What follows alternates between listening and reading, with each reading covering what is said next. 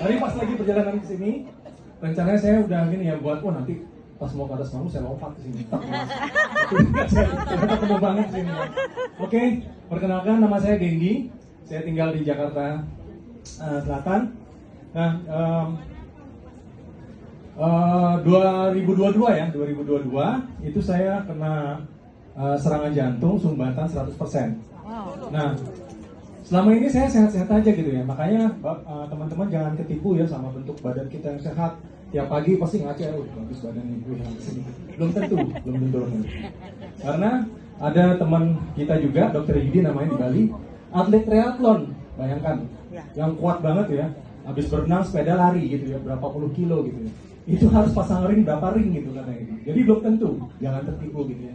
Jadi meskipun kita sudah ada jaga pola hidup yang sehat gitu ya. Kemudian kita konsumsi berbagai macam healthy food seperti ini, jangan lupa harus tetap jaga pola makan, jangan sembarangan gitu ya. Karena itu yang saya lakukan. Setelah saya merasa aman konsumsi gitu ya, tapi setiap kali saya ketemu makanan yang enak-enak, wah nggak bisa tahan gitu. Setiap kali ke Medan, pasti saya makan yang makanan yang halal semua, buat saya maksudnya. Ke Bali juga sama, ke Bali lagi gitu ya, pasti babi guling gitu ya, samcan apa segala macam, sikat semuanya gitu. Jakarta kalau lagi malam-malam martabak manis, itu kan dari gara-gara semua namanya. Nah akhirnya saya juga lari-lari di pantai di mana berapa kilo, nggak pernah ngos-ngosan teman-teman gitu, heran kan gitu. Jadi saya nggak pernah check up sama sekali gitu, merasa sehat gitu ya, denial gitu, wah ngapain sih check up gitu. Ternyata itu satu saat pas kondisi badan lagi ngedrop, jadi pas lagi bersih-bersih rumah gitu ya, keringetan, belum makan dari pagi sampai jam 3 gitu ya. Kemudian saya minum RS. Nah dari situ tiba-tiba nafas ini kayak kurang gitu loh. Bukan sakit, bukan sesek, kayak nggak puas nafasnya, kayak habis orang dari habis apa? Lari-lari gitu ya, tapi nggak puas lah gitu seperti itu. Itu 2 jam, nggak kos-kosan juga. Kayak saya hirup, tapi belum tuntas gitu loh nafasnya gitu. Akhirnya 2 jam, bibir saya udah pucat gitu, akhirnya ke dokter. Pas di dokter dicek, oh ini asam lambung gitu. Tapi kan nggak mungkin gitu ya, orang ini nggak jalannya hampir nggak sama gitu. Terus kemudian dicek CT scan paru-parunya, oh ternyata ada bakteri.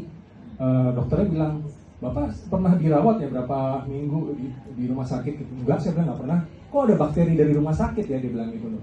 Jadi bakterinya memang yang dikeluarkan biasanya kalau kita berada di rumah sakit yang agak lama gitu ya, opname biasa gitu. Tapi ini enggak gitu.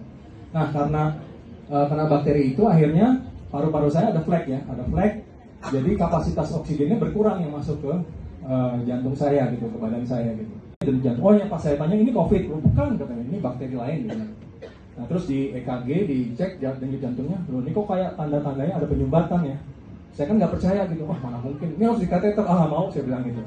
Akhirnya saya pindah ke tempat yang lebih dekat, di tempat dekat rumah adik saya supaya ada yang mantau gitu ya. Bener ya, pas dicek misalnya di kateter, dokternya langsung melotot marah-marah gitu ya.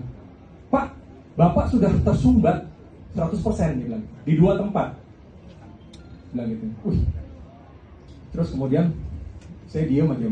Terus kemudian dia bilang ini, dan ini sudah lama katanya, seperti itu, tersumbat.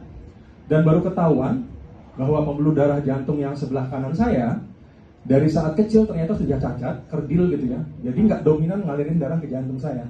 Yang nyuplai darah ke jantung itu cuma yang kiri, satu-satunya. Dan jalur satu-satunya itu yang tersumbat 100%, ada di 2 tempat. Jadi dari mana jalan darahnya gitu? Nggak ada kan jadinya. Nah makanya dia dokter bilang, kalau ini bisa ditembus, karena ini udah keras ya, udah panjang, udah lama sumbatannya. Jadi kalau misalnya pas lagi di kateter tuh mau disodok-sodok nggak bisa tembus, ya udah nggak usah dipasang ring gitu. Nah tapi dia bilang gitu, ini banyak banget katanya, di samping-sampingnya ini tumbuh pembuluh darah baru, dokternya bilang gitu. Jadi terjadi regenerasi sel. Nah ini puji Tuhan ya, kemurahan Tuhan, saya bisa hidup, saya bisa bersaksi sampai saat ini. Dikasih kesempatan hidup yang kedua. Jadi ternyata saya sebelumnya memang sudah rutin konsumsi khusus substansi, tapi cuma satu-satu untuk maintain aja gitu ya. Tapi ternyata itu juga membantu. Jadi ingat teman-teman, pepatah sedia payung sebelum hujan itu berlaku juga untuk kesehatan kita.